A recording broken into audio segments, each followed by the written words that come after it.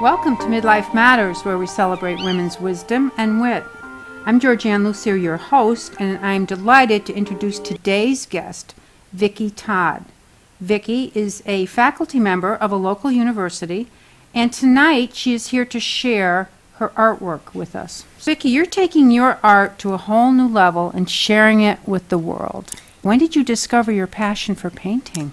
Oh gosh, I have been painting as long as I can remember. My grandmother that I portrayed here in Genora Genius had her own china shop in Happy, Texas, in her attic in her home, and taught painting lessons through china and canvas. I just feel like she is my muse and kind of gently prods me and pushes me to keep going and keep painting. Expression on her face to me is just kind of like, are you ready? If you're ready, come on, because I'm going to take you there. When you describe defiance as a painting, you use some words like fresh start, and maybe the look is a little haughty, right? And yeah. Create your own niche, find your own life. Those are some of the themes. It was definitely my way to express that this is what I want to do.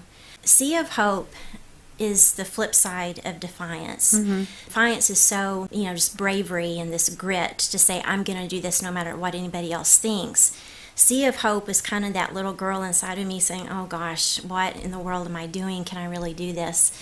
This is what is such a shock to me, that in the past year with my meditation and coming to the decision last summer to say, yeah, I want to tell my story, because it really is open and vulnerable. If someone else could look at that and maybe say, oh, she wasn't stuck, she got out of where she was, or maybe I could express myself with my unique talents. That's my hope, is that somebody would take it and be inspired themselves. Now you have Violet. It's kind of feeling yourself going through this very thin membrane from logic to just being what I would call deep violet, which is kind of that emotion, just being so upset and nothing's going to make it better. Because when you go through something like that, you should grow from it as well. There's the hope at the end, but it's still kind of singed, with the black and the purple around it.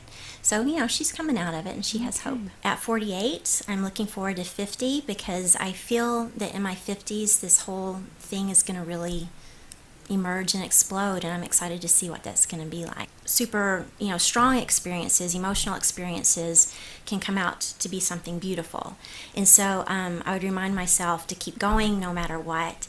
I just think that it's important to, not let people take over what you think that you would like to do, and if you really have a strong gut feeling about it, it's probably true. So maybe you should explore that and not be talked out of it.